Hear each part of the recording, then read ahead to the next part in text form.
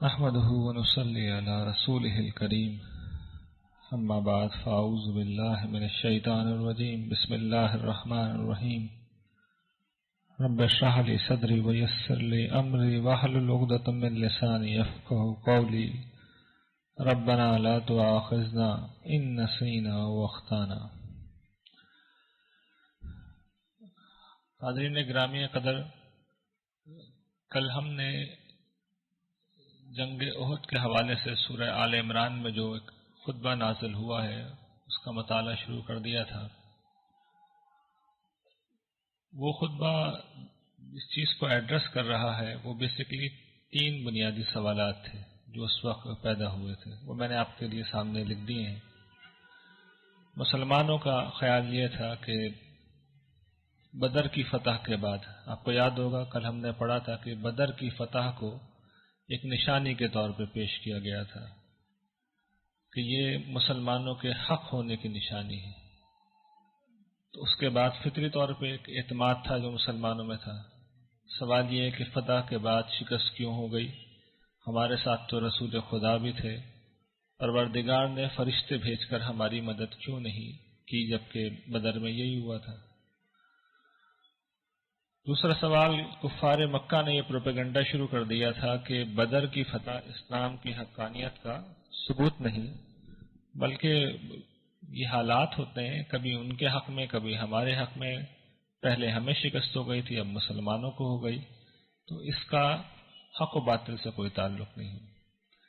تیسرا، منافقین کا پروپیگنڈا کہ معاذ اللہ رسول اللہ صلی اللہ علیہ وسلم نے اپنی امت کی خیر خواہی نہیں کی، اور جیسے کہ کل ہم نے یہ بات ڈسکس کی تھی کہ عبداللہ ابن ابی کی رائے یہ تھی کہ شہر میں رہ کر مدافعت کی جاتی، رسول اللہ صلی اللہ علیہ وسلم نے اس کے برعکس فیصلہ کیا، اور جب مسلمانوں کو شکست ہوئی تو منافقین نے اس پہ زبردست پروپیگنڈا کیا کہ ہماری بات مانی جاتی تو نہ شکست ہوتی نہ لوگ اس طرح مارے جاتے۔ 70 لوگ 100-200 گھروں کی جہاں آبادی ہو، 70 لوگوں کا مطلب یہ ہے کہ ہر دوسرے گھر میں ایک نہ ایک شخص کا انتقال ہو گیا، تو ایک بہت بڑا سانحہ تھا۔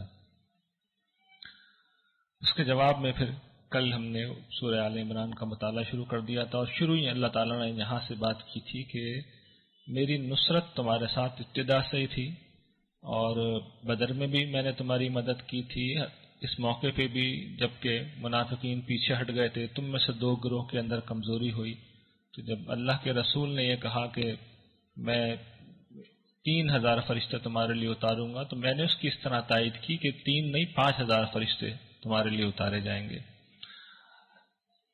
اور پھر ہم نے یہ بھی دیکھا تھا کہ اللہ تعالیٰ نے بہت سافٹلی، بہت نرمی کے ساتھ مسلمانوں کو توجہ دلائی تھی کہ کچھ کمزوریاں ہیں جو تمہارے اندر پائی جاتی ہیں۔ ربا کے حوالے سے، سود کے حوالے سے بات شروع ہوئی تھی۔ آپ میں سے کچھ لوگوں کے ذہن میں شاید یہ بات آ رہی ہو کہ سود کی ممانعت کا حکم تو پہلے ہی ہم پڑھ چکے سورہ بقرہ میں، تو اب سورہ آل عمران میں پھر یہ بات کہی جا رہی ہے تو کیا اللہ کے حکم کے باوجود مسلمان سود کھا رہے تھے؟ نہیں، یوں نہیں تھی بات، بلکہ وہ بقرہ کا جو حکم ہے وہ نزول کے اعتبار سے بہت بات کا ہے، آخری زمانے کا ہے۔ شروع کا حکم یہ ہے، پہلا حکم، تو اس وقت تک تو وہ سارے احکام تھے ہی نہیں جو ہم سورہ بقرہ میں پڑھ چکے، تو ربا سے، سود سے یہاں روکا گیا ہے۔ اطاعت کا حکم دیا گیا، رسول کی، اللہ کی اطاعت کا حکم، کیونکہ یہ عدم اطاعت ہی تھی جو شکست کا باعث ہوئی تھی۔ مال کی محبت ایک سامنے آئی تھی، اس کو ایڈریس کر کے کہا گیا کہ اس کے برعکس انفاق کا رویہ اللہ کے لیے پسندیدہ ہے۔ یہ گفتگو کل تک ہم کر چکے تھے۔ آج جہاں سے بات ہم شروع کر رہے ہیں وہ یہ کہ اللہ تعالیٰ نے اب تسلی دینے کے انداز میں مسلمانوں کو سمجھانا شروع کیا ہے کہ تم پست ہمت نہ ہو، تم غم نہ کرو، تم ہی غالب رہو گے اگر تم ایمان رکھتے ہو۔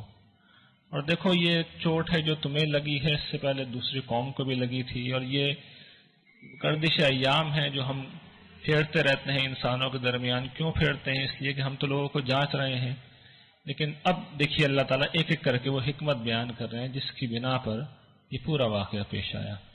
پہلی بات یہ ہے کہ اللہ تعالیٰ یہ ظاہر کرنا چاہتے تھے کہ سچے اہل ایمان کون ہیں، یعنی کون وہ لوگ ہیں جو ایمان کے تقاضوں میں ہر حال میں قائم رہتے ہیں، جو لوگ منافقین کے پیچھے ہٹنے کے باوجود بھی جنگ احد میں شریک رہے، جنہوں نے وہاں پہ بھی ثابت قدمی دکھائی. جنگ کے بعد بھی جب قریش سے مقابلے کا ایک مشورہ ہوا اس وقت بھی وہ سب شریک تھے. تو صحابہ اکرام تو ہمیشہ استقامت کے ساتھ کھڑے رہے. کچھ کمزوریاں تھیں، اس کا بھی ظاہری بات اصلاح مقصود تھی، لیکن یہ بتانا اصل میں پیش نظر تھا کہ سچے علم اہل ایمان کیسے ہوتے ہیں. دوسرا یہ کہ سورہ بقرہ میں ہم دیکھ چکے ہیں کہ شہادت کی بڑی فضیلت بیان ہوئی تھی کہ جو اللہ کی راہ میں مارے جائیں انہیں مردہ مت کہو، وہ زندہ ہیں.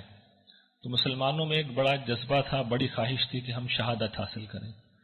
تو اللہ تعالیٰ نے بیان کیا کہ اس جنگ سے ایک مقصود یہ بھی تھا کہ کچھ لوگوں کو یہ سعادت بخشے کہ وہ شہادت کا منصب حاصل کریں.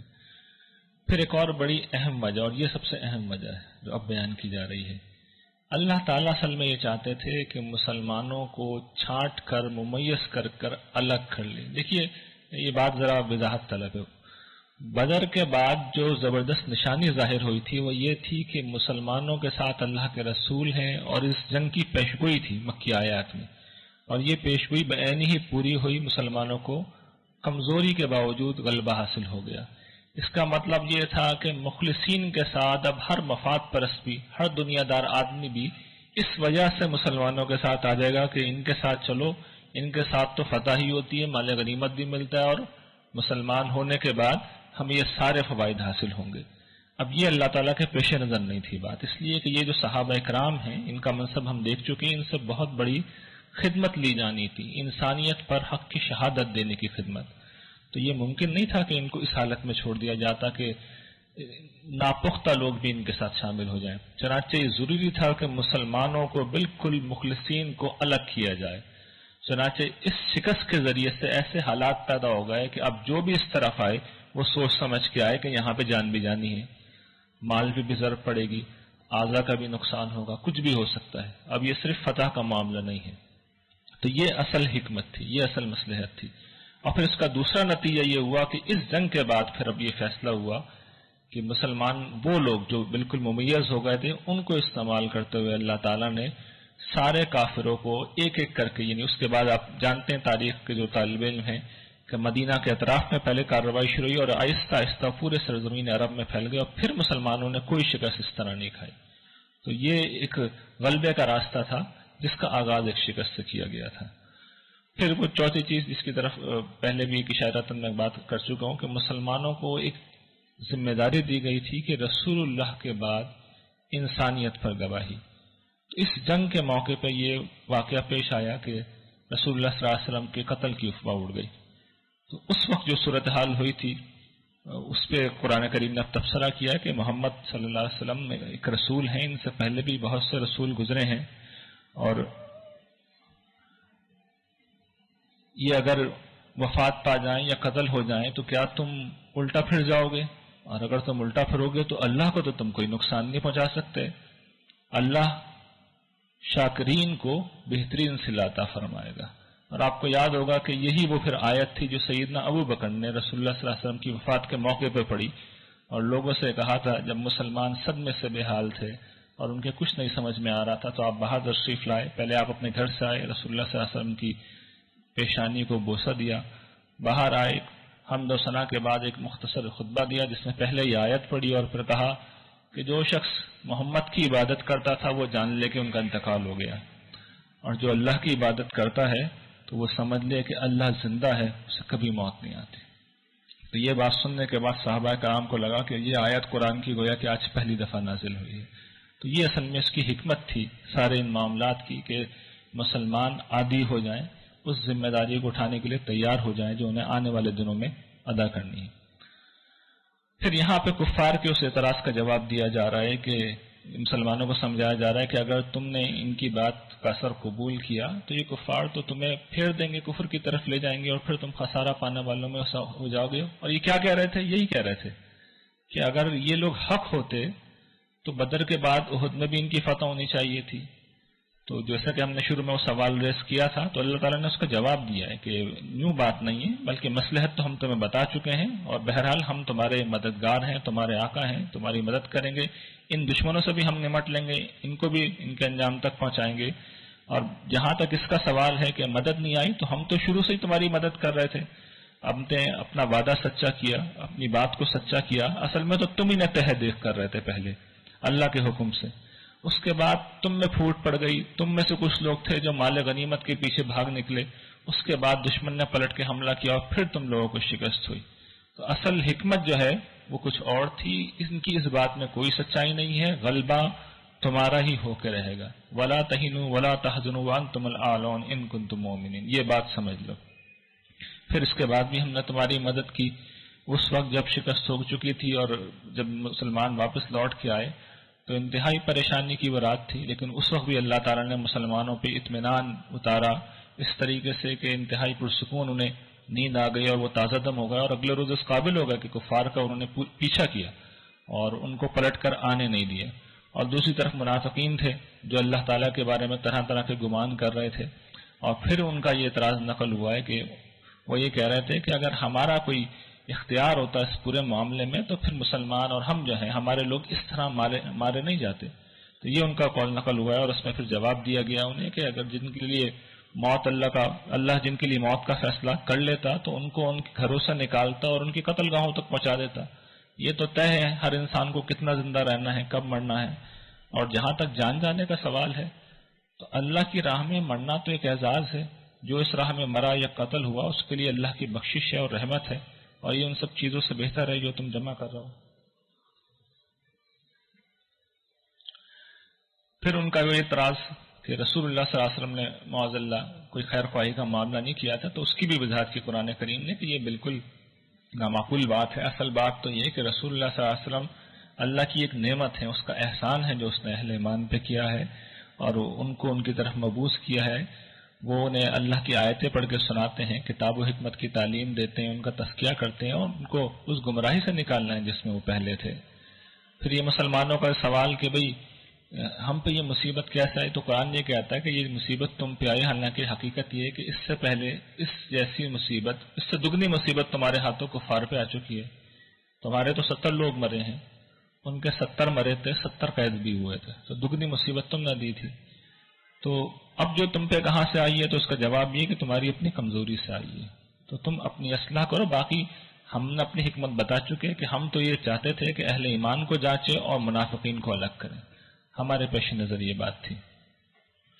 اور جو اتنا بڑا جانی نقصان ہوا ہے تو اس بارے میں اطمینان رکھو کہ جو لوگ اللہ کی راہ میں قتل ہو جاتے ہیں وہ مردہ نہیں ہیں، وہ زندہ ہیں، ان کو رزق دیا جا رہا ہے، وہاں پہ بہت خوش ہیں۔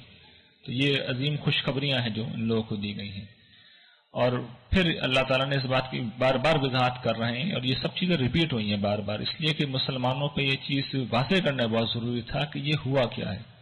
اللہ تعالیٰ کا یہ فیصلہ کہ وہ اس حال میں نہیں چھوڑے گا رسول کے ساتھیوں کو کہ ان میں خبیث اور پاکیزہ لوگ ایک جیسی حیثیت میں موجود ہوں، نہیں، وہ چھانٹے گا، وہ الگ کرے گا اور بالکل ممیز کر کے رکھ دے گا۔ اس لیے کہ میں نے بھی ابھی یہ بات عرض کی کہ ایک بہت بڑی خدمت لینی مقصود تھی صحابہ کرام سے، اور یہ اسی کی تیاری تھی۔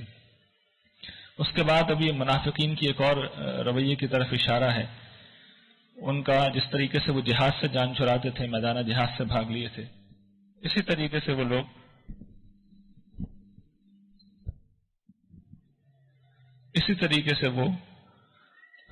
مال خرچ کرنے کے معاملے میں بھی ہمیشہ پیچھے رہتے تھے۔ تو اللہ تعالیٰ کے بارے میں ان کا ایک بڑا سخت تبصرہ یہاں پہ نقل ہوا ہے۔ وہ یہ جب ان سے مطالبہ کیا جاتا تھا کہ اللہ کو قرض حسنہ دو، تو اب ان کا قول سنیے جو اللہ تعالیٰ کہتے ہیں کہ ہم نے بھی سن لیا۔ وہ یہ کہتے تھے کہ اللہ فقیر ہے اور ہم امیر ہیں۔ کیوں امیر ہیں؟ اس لیے کہ اللہ تعالیٰ ہم سے قرض مانگ رہے ہیں۔ تو اس کے جواب میں اللہ تعالیٰ نے کہا ہے کہ سنکتب ما قالوا۔ اس جواب میں جو غضب پوشیدہ ہے وہ کبھی بیان نہیں ہو سکتا، حالانکہ بالکل سادہ سی بات ہے کہ ہم لکھ لیں گے جو وہ کہہ رہے ہیں، ہم لکھ لیں گے، لیکن اس میں جو غضب کی انتہا ہے، سچی بات یہ ہے کہ اسے کسی ترجمے میں بیان نہیں کیا جا سکتا۔ جو غضب ہے کہ ٹھیک ہے، تم نے جو کہنا تھا کہہ دیا اور ہم نے جو لکھنا تھا وہ لکھ لیا، اب آؤ تم ہمارے پاس۔ تو یہ اللہ تعالیٰ کا جواب ہے، اور اس کو خاموشی، کچھ نہیں کہا انہوں نے۔ اس کے بعد پھر یہودیوں کی طرف رخ ہے، اس لیے کہ یہ نفاق کی وبا اصل میں وہیں سے آ رہی تھی، اور پھر ان کی حرکتوں کی طرف توجہ دلائی گئی ہے کہ وہ یہ کہتے ہیں کہ اللہ نے ہم سے عہد یہ لیا ہے کہ ہم کسی رسول کو نہیں مانیں گے یہاں تک کہ وہ رسول ہمیں ایک ایسی نشانی دکھائے کہ ایک قربانی وہ پیش کرے جسے آگ آ کے کھائے، یعنی آسمان سے آگ اترے اور اسے کھائے۔ یہ قدیم زمانے میں ہوتا تھا۔ اللہ تعالیٰ فرماتے ہیں تمہارے پاس اس سے پہلے بھی رسول آ چکے ہیں میرے، اور وہ نشانیاں، روشن نشانیاں لے کے آئے تمہارے پاس، اور جس چیز کا تم مطالبہ کر رہے ہو وہ لے کے بھی آئے تھے۔ یہ بتاؤ ان کو تم کیوں قتل کرتے رہے تھے؟ تو بات یہ نہیں ہے کہ نشانیاں نہیں بھیجی گئی، اصل میں تم ماننے والے لوگ نہیں ہو۔ اور آخر میں ان کے حوالے سے ایک اور بات یہ کہی کہ یہ وہ لوگ ہیں جن سے اللہ نے عہد یہ لیا تھا اہل کتاب سے کہ جب لوگوں کے سامنے ان کا معاملہ ہوگا تو یہ کتاب کو لوگوں کے سامنے بیان کریں گے اور اس میں سے کچھ نہیں چھپائیں گے، لیکن انہوں نے اس عہد کو اپنی پیٹھ کے پیچھے پھینک دیا اور تھوڑی سی حقیر قیمت اس کے بدلے میں لے لی، اور کیا بری چیز ہے وہ جو خرید کے لائے ہیں۔ یہ جو چیز ہے اس کا کل بھی ذکر ہوا تھا کہ اصل میں یہ مال کی محبت ہے، یہ اولاد کی محبت ہے۔ تو اللہ تعالیٰ یہ توجہ دلاتے ہیں کہ لوگوں تم دنیا میں مجھے چھوڑ کے، میری بات چھوڑ کے جو بھی لے لو وہ ثمن قلیل ہی ہوگی، وہ بہت تھوڑی قیمت ہوگی، وہ بہت حقیر قیمت ہوگی۔ اور پھر وہ یہ بتاتے ہیں اب سورت کے آخر کے اندر کہ یہ نشانیاں مانگ رہے ہیں، لیکن نشانیاں تو ہر جگہ موجود ہیں، زمین و آسمان کی پیدائش میں، رات اور دن کے الٹ پھیر میں عقل مندوں کے لیے بڑی نشانیاں ہیں۔ یہ وہ لوگ ہیں جو اٹھتے بیٹھتے اور پہلوؤں پہ اللہ کو یاد کرتے ہیں اور زمین و آسمان کی پیدائش کے بارے میں سوچتے ہیں۔ یہ اللہ تعالیٰ بتا رہے ہیں کہ ذکر کا صحیح طریقہ کیا ہے۔ ذکر کے ساتھ جب تک فکر نہ ہو، سوچ نہ ہو، تفکر نہ ہو تو وہ حقیقی معنوں میں مفید نہیں ہے۔ تو سچے اہل ایمان، آپ کو یاد ہوگا جب یہ سورہ بقرہ شروع ہوئی تھی جہاں سے شریعت دی جا رہی تھی تو وہاں پہ پہلی بات یہ بات بیان کی گئی تھی کہ وَإِلَٰهُكُمْ إِلَٰهٌ وَاحِدٌ لَا إِلَٰهَ إِلَّا هُوَ الرَّحْمَٰنُ الرَّحِيمُ۔ اس کے بعد جو اگلی بات کہی گئی تھی وہ یہ کہ آسمان و زمین کے پیدائش میں اور رات و دن کے آنے جانے میں اور ہلاؤں کے الٹ پھیر میں اور بادلوں کے مسخر کیے جانے میں بڑی نشانیاں ہیں۔ یعنی کیا نشانیاں ہیں؟ یہ جو کائنات ہمارے لیے بنائی گئی ہے، اتنا بڑا سیٹ اپ لگایا گیا ہے، یہ ایسے ہی لگایا گیا ہے، اس کی کوئی حکمت نہیں، کوئی مصلحت نہیں۔ یہ جو نعمتوں کے انبار لگا دیے گئے ہیں، یہ جو طاقت کے، یہ جو قوت کے، یہ جو حکمت کے نشانیاں جگہ جگہ تم دیکھتے ہو، تمہیں اس سے اس عظیم ہستی کا کوئی تعارف نظر نہیں آتا۔ تو قرآن کہتا ہے کہ جو سوچنے والے ہوتے ہیں وہ تو بالکل صحیح انداز میں سوچتے ہیں۔ اور میں آپ کو بھی دعوت دیتا ہوں کہ آپ دھمے بھر کے لیے سوچئے کہ یہ جس دنیا میں ہم رہ رہے ہیں، وہ بھی میں نے تھوڑی دیر پہلے ذکر کیا تھا نا کہ تھوڑی قیمت، ہم اس دنیا میں جائیدادیں بناتے ہیں، کتنی بڑی جائیداد بنا لیں گے؟ 1000 گز کا پلاٹ، چلیے 10,000 ایکڑز میں لے لیجئے، میں کہتا ہوں پورا ملک لے لیجئے۔ اچھا اس سے بھی آگے جہاں سکندر اعظم سے زیادہ تو نہیں ہوں گے نا، ایشیا، افریقہ اور یورپ سب فتح کر لیا، کوئی اس سے بھی زیادہ ہے تو بتا دیں آپ، ابھی تک تو یہی ہمارے علم میں۔ آپ کو یہ معلوم ہونا چاہیے کہ ہماری پوری زمین، یہ جو ہمارا کرۂ ارض کے قریب کا ستارہ ہے جسے ہم سورج کہتے ہیں، 1,00,000 زمینیں اس سورج میں سما سکتی ہیں، اور یہاں سے اللہ کی بادشاہی شروع ہوتی ہے۔ اس سورج کے بعد جو پہلا ستارہ انکاؤنٹر ہوتا ہے، جانتے ہیں آپ کتنے ڈسٹنس پہ؟ روشنی 1 سیکنڈ میں 3,00,000 کلومیٹر سفر کرتی ہے۔ آپ اپنے گھر سے یہاں تک آئیں کتنا کلومیٹر ہوگا؟ 10، 15، 20؟ کتنی دیر میں طے کیا؟ آدھے گھنٹے میں۔ روشنی اگر یہاں سے نکلے تو 3,00,000 کلومیٹر کا فاصلہ 1 سیکنڈ میں طے کر لیتی ہے۔ لیکن سورج کے بعد جو پہلا اسٹار، یہ جو آسمان پر نظر ڈالیں گے نا، ان گنت ستارے ہیں، اس میں سے جو سب سے قریبی ہے اس تک پہنچنے میں 4 سال لے گی، اور روشنی اگر چلتی جائے 13 ارب سال تک چلتی جائے تب بھی وہ ابھی تک جو معلوم کائنات انسان نے دریافت کی اس کو کراس نہیں کر سکے گی اس سپیڈ کے ساتھ کہ 1 سیکنڈ میں 3,00,000 کلومیٹر۔ اور کل ہم نے پڑھا تھا کہ ساریو الی مغفرۃ من ربکم وجنۃ ارضھا السماوات والارض، لوگوں دوڑو اس جنت کی طرف، اللہ کی مغفرت کی طرف، اور اس جنت کی طرف جس کی وسعت آسمان و زمین کے برابر ہے۔ جنت زمین سے بنائی جائے گی اور آسمان تک بنائی جائے گی، یعنی آسمان کے ستارے، کہکشائیں سب اہل جنت کو ان کے جنت کے لیے دے دیے جائیں گے۔ تو یہ کائنات جس کو میں اعداد و شمار میں بیان کرنا چاہوں، یہ جنت جس کو کسی طرح کے الفاظ میں بیان کرنے کی کوشش کی جائے، اٹس ناٹ سفیشینٹ، یہ کیا نہیں جا سکتا، الفاظ ہی نہیں ہے ہمارے پاس۔ تو یہ ہے جس کو قرآن کہتا ہے کہ اس کے مقابلے میں دنیا جو بھی ہے وہ حقیر پونجی ہے۔ اس کو چھوڑ کے، یعنی اس جنت کو چھوڑ کے کوئی اس حقیر پونجی کے پیچھے جائے گا تو آپ دیکھیے اللہ تعالیٰ اس پہ اگر یہ تبصرے کرتے ہیں تو پھر حق بجانے میں وہ کہتے ہیں کہ میرے صالحین اس طرح نہیں ہوتے، وہ تو سوچتے ہیں، دیکھتے ہیں، اور پھر وہ کہتے ہیں کہ پروردگار تو نے یہ سب بیکار و عبث پیدا نہیں کیا، تو پاک ہے۔ اس کے بعد ایک بڑی دل نواز دعا ہے، وہ پروردگار سے کہتے ہیں کہ ہمارے رب تو پاک ہے، ہمیں آگ کے عذاب سے بچا لے، تو نے جس کو آگ میں داخل کر دیا اسے بڑی رسوائی میں ڈال دیا، اور اس جہنم میں ظالموں کا کوئی مددگار نہیں ہوگا۔ اے ہمارے مالک، ہم نے ایک پکارنے والے کو سنا جو ایمان کی منادی دیتا تھا کہ اپنے رب پہ ایمان لے آؤ، تو ہم ایمان لے آئے۔ اے ہمارے رب، ہمارا ماضی گناہوں سے بھرپور ہے تو ہمارے گناہوں کو معاف کر دے۔ ہمارا حال یہ ہے کہ بہت سے عیب، بہت سے برائیاں ہیں، تو ان برائیوں کو دور کر دے، اور مستقبل میں ہم یہ چاہتے ہیں کہ ہمیں اپنے کامیاب بندوں کے ساتھ تو جگہ دے، اور جو تو نے اپنے رسول سے وعدے کیے ہیں ان کو ہمارے ساتھ پورا کر، اور قیامت کے دن کی رسوائی سے ہمیں بچا، تو اپنے وعدوں کے خلاف نہیں کرتا۔ ادھر دعا مانگی ہے اور اللہ تعالیٰ نے اگلے لمحے میں بتا دیا کہ دعا ایسے لوگوں کی میں فوراً قبول کر لیتا ہوں، اور ان کا اجر کبھی ضائع نہیں کرتا، چاہے مرد ہوں چاہے عورت۔ تو یہ ہے وہ پروردگار، یہ ہیں اس کے وعدے، اور جس کی طرف ہمیں دوڑنا چاہیے وہ جنت ہے جس کے نیچے نہریں بہتی ہیں۔ یہ اللہ کا بدلہ ہے، اور اللہ سے اچھا بدلہ بھلا کس کے پاس ہو سکتا ہے۔ اور سورت کے آخر پہ حکم ہے کہ اہل ایمان صبر کرو، جمے رہو، اور مقابلے کی تیاری کرو، اور اللہ سے ڈرو تاکہ تم فلاح پا جاؤ۔ میرا خیال یہ کہ ٹائم اب ہو گیا ہے، 20 منٹ ہو گئے ہیں، تو انشاءاللہ یہ اگلا سیشن میں باقی حصہ اگلا سیشن میں پڑھا دوں گا۔ وآخر دعوانا الحمدللہ۔